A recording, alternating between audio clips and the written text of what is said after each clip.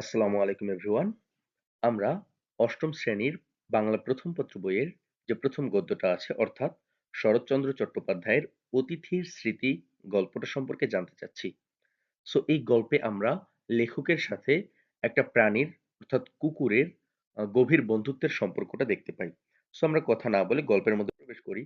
গল্পের শুরুতে আমরা দেখতে পাই চিকিৎসকের আদেশে দেওঘরে এসেছিলাম বায়ু পরিবর্তনের জন্য। শরৎচন্দ্র চট্টোপাধ্যায় কি বললেন? চিকিৎসকের আদেশে দেওঘরে এসেছিলাম বায়ু পরিবর্তনের জন্য। বায়ু পরিবর্তন মানে কি? আবহাওয়া পরিবর্তনের জন্য। প্রাচীর ঘেরা বাগানের মধ্যে একটা বড় বাড়িতে থাকি। তাহলে তিনি যে দেওঘরে এসেছিলেন, এই ঘরটা হচ্ছে প্রাচীরে ঘেরা। অর্থাৎ যে বাড়িতে বেড়াতে এসেছেন, এই বাড়িটা বড় একটা বাড়ি এবং প্রাচীরে ঘেরা। রাত্রি ৩টা থেকে কাছে কোথাও একজন গলা ভাঙা একঘেয়ে সুরে ভজন শুরু করে। রাত্রি ৩টা থেকে তার বাড়ির পাশে কেউ একজন ভজন শুরু করে। ভজন শুরু করা মানে কি? সৃষ্টিকর্তার উপাসনা করা। সৃষ্টিকর্তাকে আ সৃষ্টিকর্তার মহাকীর্তন করা। এরকম কিছু একটা বোঝায়। সো এই মহাকীর্তন শুনেই হচ্ছে লেখকের ঘুম ভেঙে যায়। দোর খুলে বারান্দায় এসে বসি। তাহলে রাত্রি ৩টার সময় তার ঘুম ভেঙে যায় এবং তিনি দোর খুলে বারান্দায় এসে বসেন। এমসিকিউ হতে পারে এখান থেকে যে লেখকের ঘুম ভেঙে যায় কখন? রাত্রি ৩টার সময়। কেন ভেঙে যায়? গলা ভাঙা সুরে, গলা ভাঙা একগেয়ে সুরে ভজন শুনে। ঠিক আছে? ওকে। ধীরে, ধীরে রাত্রি শেষ হয়ে আসে। পাখিদের আনাগোনা শুরু হয়। দেখতাম ওদের মধ্যে সবচেয়ে ভরে ওঠে দোয়েল। এই যে এটুকু একটু আন্ডারলাইন করে নিই বই থেকে। সো পাখিদের মধ্যে সবচেয়ে ভরে ওঠে কে? দোয়েল। অন্ধকার শেষ না হতেই তাদের গান আরম্ভ হয়। তারপরে একটি দুটি করে আসতে থাকে বুলবুলি, শ্যামা, শালিক, টুনটুনি। সো দোয়েলের পরে কারা ঘুম থেকে ওঠে? বুলবুলি, শ্যামা, শালিক এবং টুনটুনি। পাশের বাড়ির আম গাছে, এ বাড়ির বকুল কুঞ্জে, পথের ধারের অশ্বত্থ গাছের মাথায়। সকলকে চোখে দেখতে পেতাম না, কিন্তু প্রতিদিন ডাক শোনার অভ্যাসে মনে হতো যেন ওদের প্রত্যেককেই চিনি। হলদে রঙের একজোড়া বেনে বউ পাখি একটু দেরি করে আসতো। সো আমরা আরেকবার এই পেজটা সামারি করি। আমাদের লেখক চিকিৎসকের আদেশে বায়ু পরিবর্তনের জন্য কোথাও একটা বেড়াতে গিয়েছেন। সো যেই বাড়িতে তিনি উঠেছেন বেড়াতে গিয়ে, সেই বাড়িটি কি একটা বড় বাড়ি এবং সেটা প্রাচীরে ঘেরা, রাইট? বাগানের মধ্যে। Okay fine. দেন হচ্ছে একঘেয়ে সুরে ভজন কীর্তন শুনেই হচ্ছে রাত্রি ৩টের দিকে তার ঘুম ভেঙে যায়। ঘুম ভেঙে গেলে তিনি যখন বারান্দায় এসে বসেন, তখন তিনি আ রাত্রিটা কেটে যেতে দেখেন, এটা উপভোগ করেন অ্যান্ড দেন সবার ১ম এ দোয়েল পাখির আনাগোনা দেখতে পান। অ্যান্ড দেন তারপর ধীরে, ধীরে আসে হচ্ছে বুলবুলি, শ্যামা, শালিক, টুনটুনি। এই পাখিগুলো কোথায় থাকে? পাশের বাড়ির আম গাছে এবং তিনি যে বাড়িতে উঠেছেন সে বাড়ির বকুল কুঞ্জে বা পথের ধারের অশ্বত্থ গাছের মাথায়। সব পাখিগুলোকে তিনি দেখতে পান না। কিন্তু সকলের আনাগোনা তিনি শুনতে পান। রাইট? অ্যান্ড হলদে রঙের একজোড়া বেনেবৌ পাখি একটু দেরি করে আসতো। তাহলে এখান থেকে প্রশ্ন হতে পারে সবার শেষে কোন পাখি আসতো? বেনেবৌ পাখি? বেনেবেউ পাখির গায়ের রং কি? হলদে রং? সো যেকোনো প্রশ্ন হতে পারে। আমরা পরের স্লাইডে চলে যাই। এখানে বলছে প্রাচীরের ধারের ইউক্যালিপটাস গাছের সবচেয়ে উঁচু ডালটায় বসে তারা প্রত্যহ হাজিরা হেঁকে যেত। সো প্রত্যহ হাজিরা দিত বা নিয়মিত হাজিরা দিত। কারা হাজিরা দিত? ওই যে বেনুবৌ পাখি ছিল। কোন বেনুবৌ পাখি? হলদে রঙের বেনুবৌ পাখি। কোথায় এসে বসতো তারা? প্রাচীরের গাছের ইউক্যালিপটাস গাছ। ইউক্যালিপটাস গাছে তাহলে কারা বসতো? বেনুবৌ পাখিরা বসতো। এবং হঠাৎ কি জানি কেন দিন ২ এলো না। দেখে ব্যস্ত হয়ে উঠলাম। মানে হঠাৎ করে ২ দিন বেনু বউ পাখির দেখা মিলল না। এটা দেখে লেখক ব্যস্ত হয়ে উঠলেন। কেউ ধরলে না তো? লেখকের মনে প্রশ্ন জাগলো যে পাখিগুলো আসতেছে না কেন? তাদের কি কেউ ধরে ফেলল? এদেশে ব্যাধের অভাব নেই। ব্যাধ মানে কি? পাখি ধরে যে শিকারীগণ তাদেরকে ব্যাধ বলা হয়। তাহলে এদেশে ব্যাধের অভাব নেই। যেকোনো কেউ তো ধরে নিতে পারে পাখিদেরকে। ধরে নিয়ে চালান করে দেওয়াই যে তাদের ব্যবসা। কিন্তু ৩ দিনের মাথায় ৩ দিনের দিন আবার দুটিকে ফিরে আসতে দেখে মনে হলো যেন সত্যিকার একটা ভাবনা ঘুচে গেল। লেখকের মনে যে সংকোচ তৈরি হয়েছিল যে পাখিগুলোকে কি কোনো ব্যাধে ধরে নিল, শিকারী ধরে ফেললো? এই যে তার মধ্যে একটা ভাবনা, এই ভাবনাটার সমাপ্তি ঘটলো যখন ৩ দিনের দিন দেখলো বেনে বউ পাখি দুটো আবার ফিরে এসেছে। এখান থেকে প্রশ্ন হতে পারে আ হারিয়ে যাওয়ার বা উধাও হয়ে যাওয়ার কতদিনের দিন লেখক আবার বেনে বউ পাখি দুটিকে দেখলেন? ৩ দিনের দিন? এমনই করে সকাল কাটে। এখান থেকে প্রশ্ন হতে পারে, লেখকের সকাল কিভাবে কাটে? সো উত্তর কি হবে? রাত্রি ৩টার দিকে তার ঘুম ভেঙে যায় এবং বারান্দায় বসে বসেই তার রাত্রিটা কেটে যায়। সকালের দিকে সবার প্রথমে আগমন ঘটে দোয়েলের, এরপর বুলবুলি, শালিক, ধীরে ধীরে বেনে বউ পাখি ইত্যাদির আগমন ঘটে এবং তাদের কিচিরমিচির আওয়াজ শুনতে শুনতেই লেখকের সকালবেলা কেটে যায়। বিকালে গেটের বাইরে পথের ধারে এসে বসি। নিজের সামর্থ্য নেই বেরাবার। নিজের সামর্থ্য নেই মানে কি? লেখক এখানে বোঝাতে চেয়েছেন তিনি অসুস্থ। বেরাবার মতো যে বল দরকার, শরীরে শক্তির দরকার, সেটা তার যোগান দেওয়ার ক্ষমতা নেই।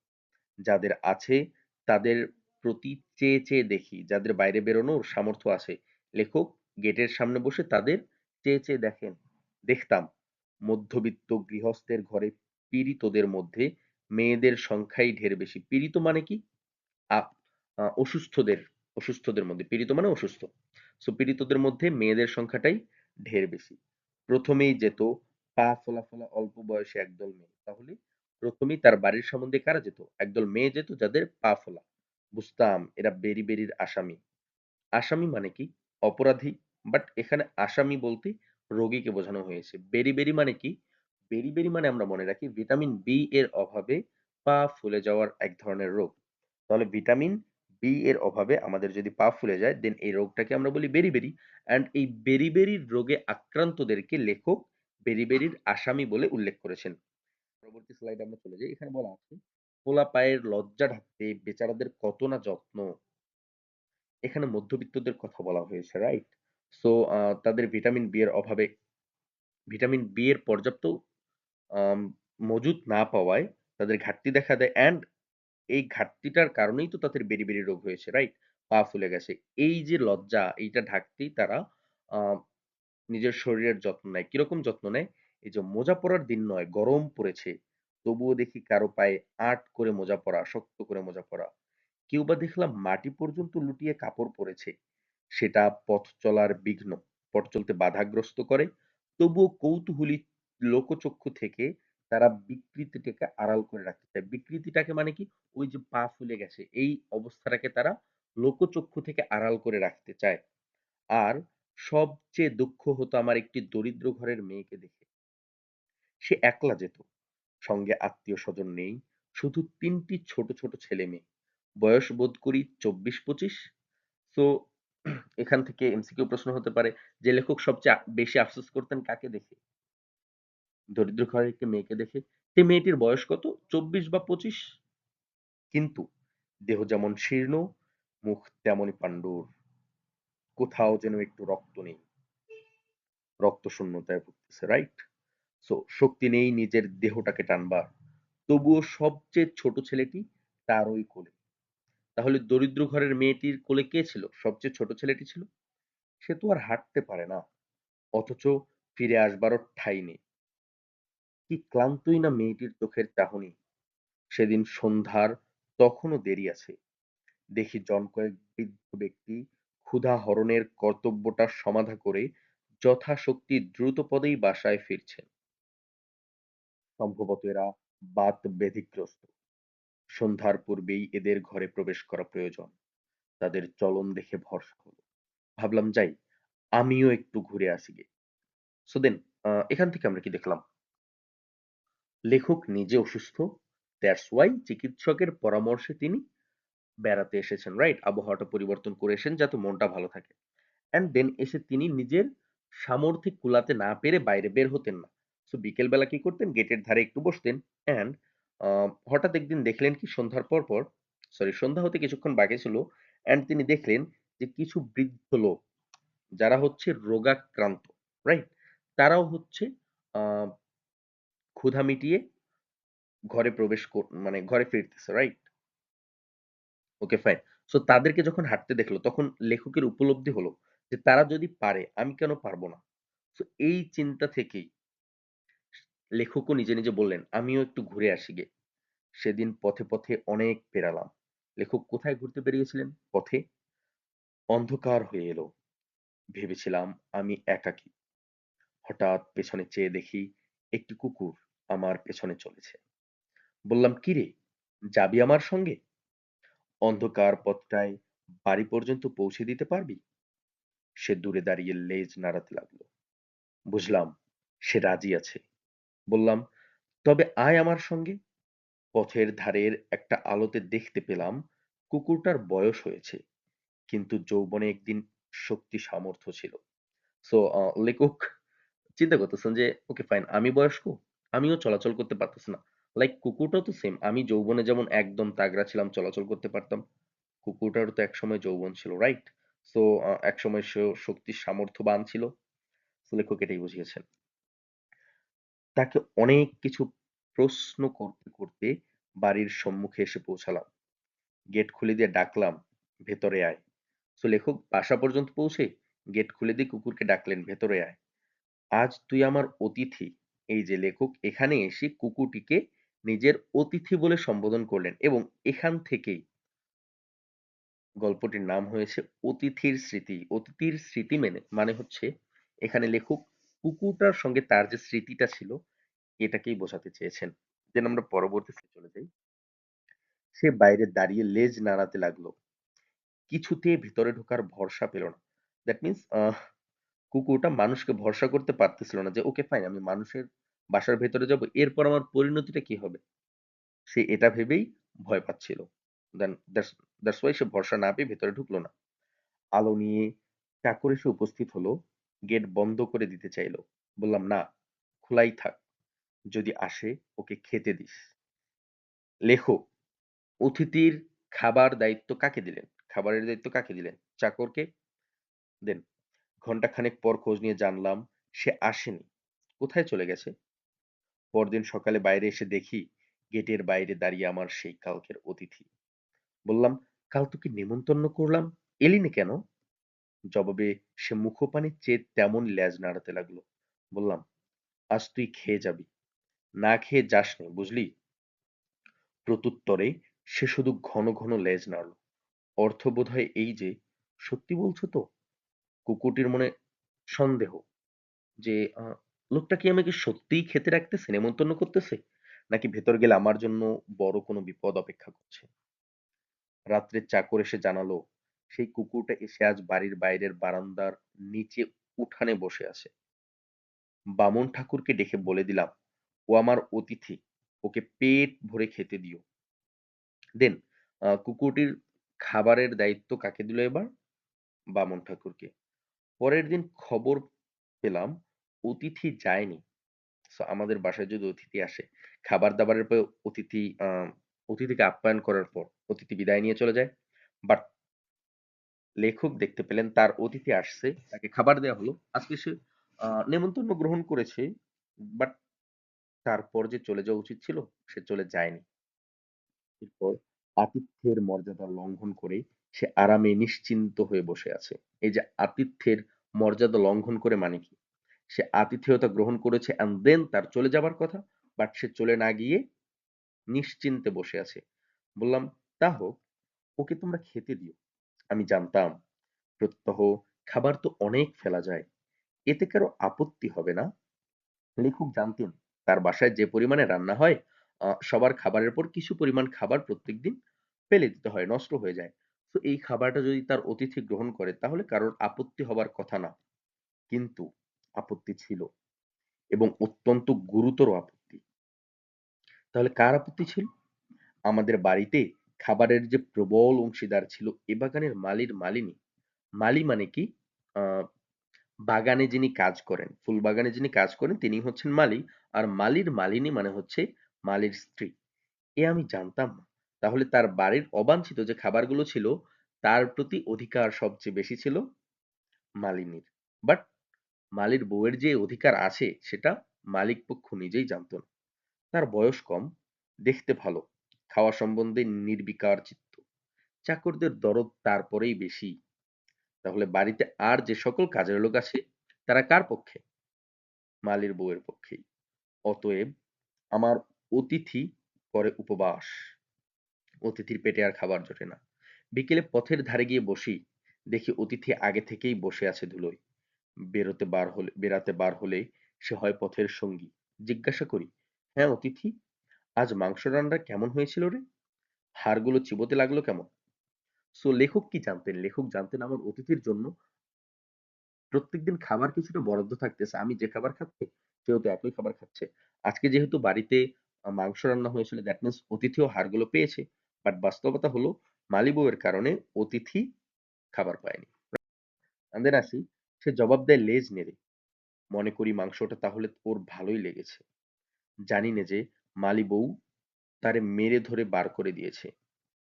বাগানের মধ্যে ঢুকতে দেয় না। তাই ও সম্মুখে পথের ধারে বসে কাটায়। আমার চাকরদেরও তাতে সায় ছিল। হঠাৎ শরীরটা খারাপ হলো। দিন ২ নিচে নামতে পারলাম না। দুপুরবেলা উপরের ঘরেই বিছানায় শুয়ে খবরের কাগজটা যেইমাত্র পড়া হয়ে গেছে, জানালার মধ্য দিয়ে বাইরের রৌদ্রতপ্ত নীল আকাশের পানে চেয়ে অন্যমনস্ক হয়ে ভাবছিলাম। সহসা খোলা দোর দিয়ে সিঁড়ির উপর ছায়া পড়ল কুকুরের। মুখ বাড়িয়ে দেখি অতিথি দাঁড়িয়ে লেজ নাড়ছে। দুপুরবেলা চাকরেরা সব ঘুমিয়েছে, তাদের ঘর বন্ধ। এই সুযোগে লুকিয়ে সে একবার আমার ঘরের সামনে এসে হাজির। তো কি বললো সম্পূর্ণ স্লাইডে?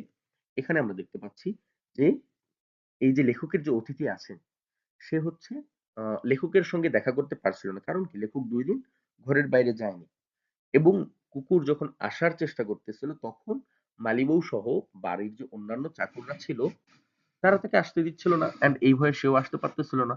বাট দুপুরে যখন বাসার সকলে ঘুমাচ্ছিল তখন এই সুযোগে কুকুরটা লুকিয়ে লেখকের সঙ্গে দেখা করার জন্য উপরে তার ঘরের সামনে চলে এসেছিল।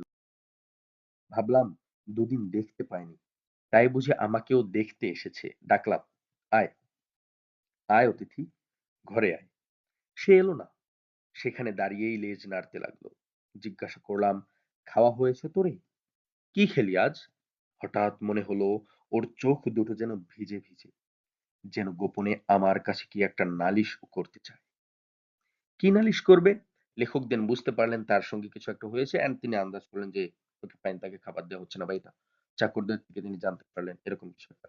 তো চাকরদের হাঁক দিলাম। হাঁক দেয়া মানে কি? ডাক দেয়া। হাঁক পাড়া মানে ডাকা না? সো দ্যাট ওদের দোর খোলার শব্দেই অতিথি ছুটে পালালো। জিজ্ঞাসা করলাম, হ্যাঁ রে, কুকুরটাকে আজ খেতে দিয়েছিস? আজ্ঞে না।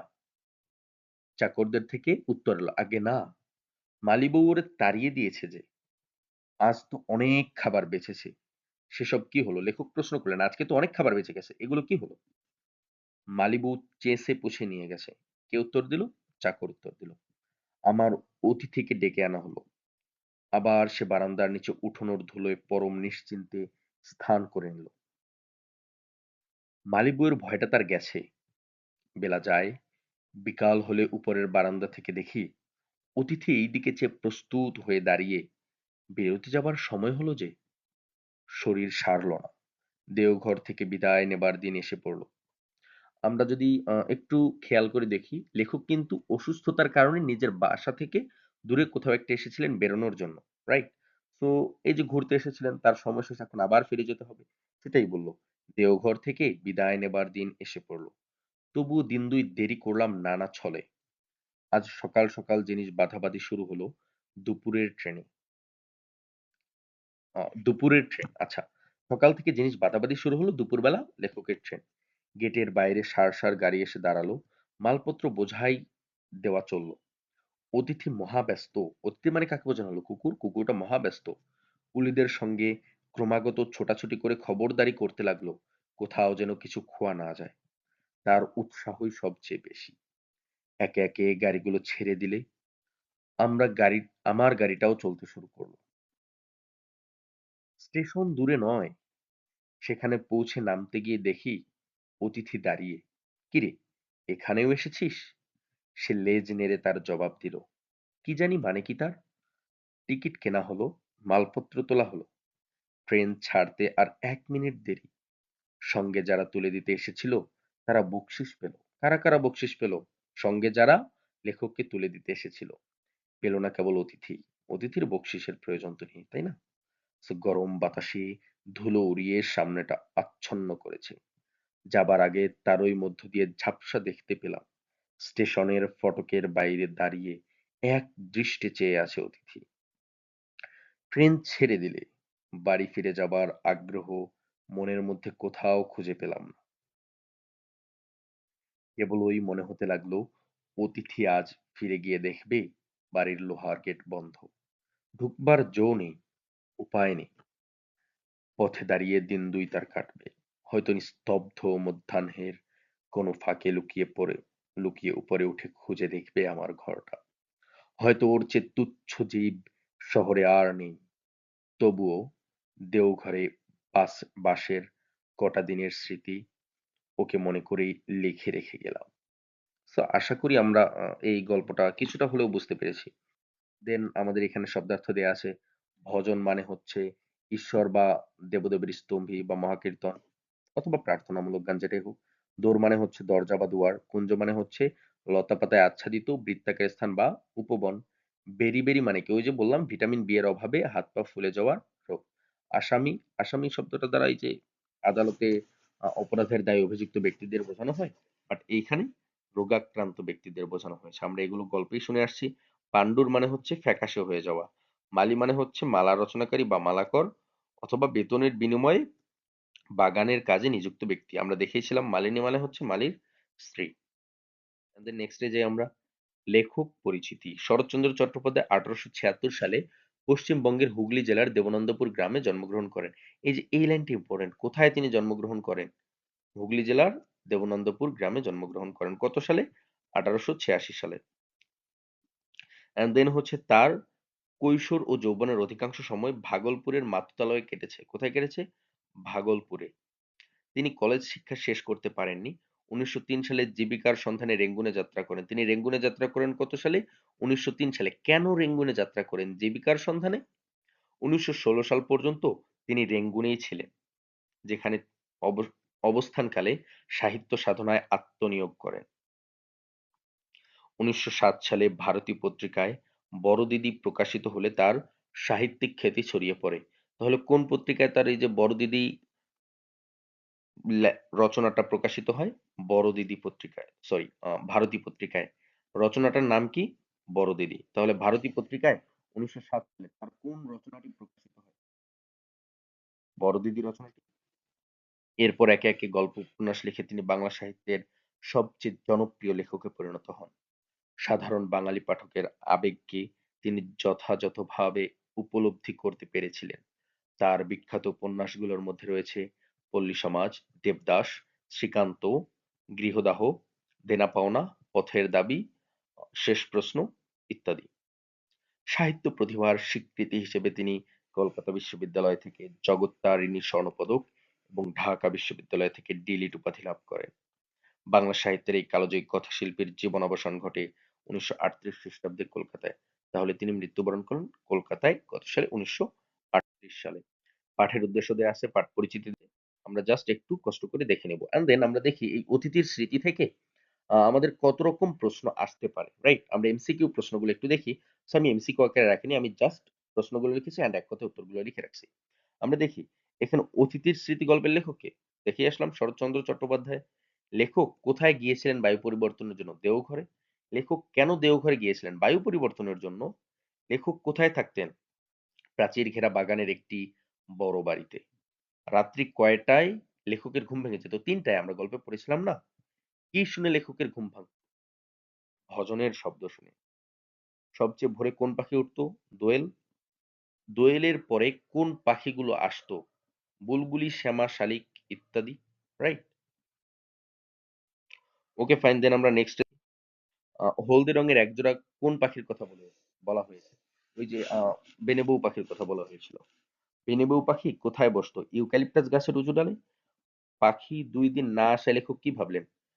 কি ভেবেছিলেন? ওই যে কেউ ধরে ফেলেছে বোধহয়, নাকি? কেউ ধরে ফেলেছে। রাইট? সো গল্পে কি ছিল? কেউ এর জায়গায় ব্যাধে ধরে ফেললো না তো? ব্যাধ মানে কি? পাখি শিকার করে যারা। এদেশে ব্যাধদের ব্যবসা কি ছিল? পাখি চালান দেওয়া। বিকালে লেখক কোথায় বসতেন? গেটের বাইরে পথের ধারে।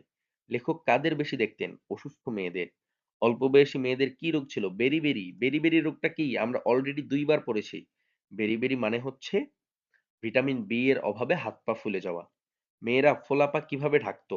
মোজা পরে বা লম্বা কাপড় পরে। দেন দরিদ্র মেয়েটির বয়স কত ছিল? লাস্টে যে দরিদ্র মেয়েটার কথা বলা হয়েছিল তার বয়স ২৪-২৫ ছিল এবং ছোট বাচ্চাটা তার কোলে ছিল, আমরা দেখেছিলাম। তো দরিদ্র মেয়েটির সঙ্গে কয়টি সন্তান ছিল? ৩টি সন্তান ছিল। সবচেয়ে ছোট সন্তানটি কোথায় ছিল? তার কোলে ছিল। কেন তার কোলে ছিল? এর উত্তরও কিন্তু আমাদের গল্পে ছিল। কেন? কারণ সে হাঁটতে পারত না। সন্ধ্যার আগে কারা দ্রুত বাড়ি ফিরছিল? বৃদ্ধ ব্যক্তিরা। বৃদ্ধরা কি রোগে আক্রান্ত ছিল? বাত ব্যাধি রোগে। লেখক একদিন কোথায় বেড়াতে গিয়েছিলেন? ওই যে পথে পথে বেড়াতে গেলেন এবং সেখানেই তার অতিথির সঙ্গে দেখা হলো। অন্ধকারে লেখকের পিছনে কে এসেছিল? অতিথি এসেছিল? কুকুরটা এসেছিল? লেখক কুকুরটিকে কি নামে ডাকেন? অতিথি নামে ডাকেন। কুকুরটি প্রথম দিন বাড়ির ভেতর কেন ঢোকেনি? ভরসা পায়নি বলে। লেখক চাকরকে কি নির্দেশ দেন? কুকুরটিকে খেতে দিতে। পরদিন সকালে লেখক কোথায় কুকুরটিকে দেখেন? গেটের বাইরে।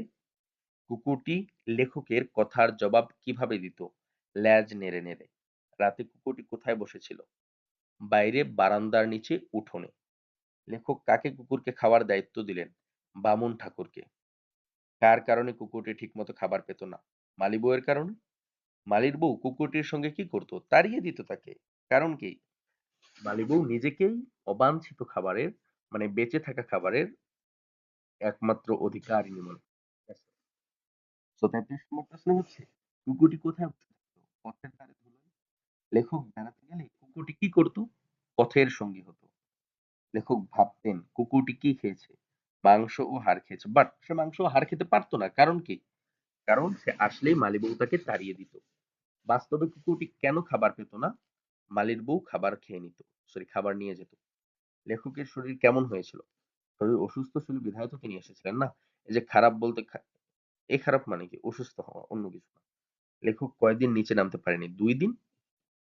কুকুরটি কিভাবে লেখকের ঘরের সামনে আসে? লুকিয়ে সিঁড়ি বেয়ে। আমরা দেখেছিলাম দুপুরবেলা যখন সবাই ঘুমিয়ে যায় বাড়ির কাজের লোকেরা, তখন হচ্ছে কুকুরটি লুকিয়ে সিঁড়ি বেয়ে বেয়ে দোতলায় তার ঘরের সামনে আসে। লেখক কুকুরটির চোখে কি দেখেন? অভিযোগ এবং অশ্রু। তাকে দেখে মনে হলো সে যেন লুকিয়ে আমার কাছে অভিযোগ করতে এসেছে। উম, লেখকটি এরকমই একটা মন্তব্য করেছেন। চাকরদের শব্দ শুনে কুকুরটি কি করলো? দৌড়ে পালালো। লেখক জানতে পারেন কুকুরটিকে খেতে দেওয়া হয়নি কেন? মালির বউ তাড়িয়ে দিয়েছিল বিধায়। বেঁচে যাওয়া খাবার কে নিয়ে যেত? মালির বউ। বিকেলে কুকুরটি কিসের অপেক্ষায় থাকতো? লেখকের সঙ্গে বাইরে যাওয়ার। দেওঘর ছাড়ার দিন কি শুরু হয়? জিনিসপত্র গোছানো শুরু। এইগুলো প্রশ্ন আসবে না। এটা না, এটা ইম্পর্টেন্ট না। অতিথি তখন কি করছিল? মালপত্র পাহারা দিচ্ছিল। স্টেশনে গিয়েও লেখক কাকে দেখলেন? অতিথিকে দেখলেন। সবাই কি পেল? কিন্তু অতিথি পেল না। টাইপিং মিস্টেকের কারণে হচ্ছে যে কিন্তু বানানটা ভুল হয়েছে। তো আশা করি আমরা বুঝতে পারবো। অতিথি বকশিশ পেল না। আমরা দেখেছিলাম না সবাই বকশিশ পেলেও পেল না শুধু অতিথি। ট্রেনে ওঠার আগেই লেখক অতিথিকে কোথায় দেখলেন? স্টেশনের ফটকের বাইরে। গল্পের শেষে লেখক কি স্মৃতি লিখে রেখে যান? ওটির স্মৃতি, দেওঘরের স্মৃতি। Okay fine. দেন এই ছিল আমাদের আজকের ভিডিও। অ্যান্ড দেন আমাদের এখানে হচ্ছে ২ টা এমসিকিউ সিকিউ প্রশ্ন দেয়া আছে। সো সিকিউ প্রশ্নগুলো আজকে আমরা সলভ করব না। কারণ হচ্ছে সিকিউ প্রশ্ন কিভাবে সলভ করতে হয় এটা আশা করি আপনারা জানেন। আর যদি না জেনে থাকেন তাহলে অবশ্যই বলবেন। আমরা নেক্সট ভিডিওতে বলব কিভাবে সিকিউ প্রশ্ন সলভ করতে হয়। অ্যান্ড সিকিউ প্রশ্ন কিন্তু মুখস্থ করার মতো কিছু না, রাইট? আমরা যদি গল্পটা ভালোভাবে বুঝতে পারি দেন সিকিউটা আমরা লিখতে পারবো। সো ইনশাআল্লাহ আমাদের নেক্সট ভিডিওটা হবে এই সম্পর্কেই কিভাবে সিকিউ লিখতে হয়। সো এতটুকু আশা করি ভালোভাবে বুঝতে পারলে আপনারা যারা জেডিসি বৃত্তি পরীক্ষা পর্যন্ত দিতে যাচ্ছেন তারা হচ্ছে খুব ভালোভাবে এই অধ্যায়টা শেষ করতে পারবেন। সো ধন্যবাদ সকলকে। আসসালামু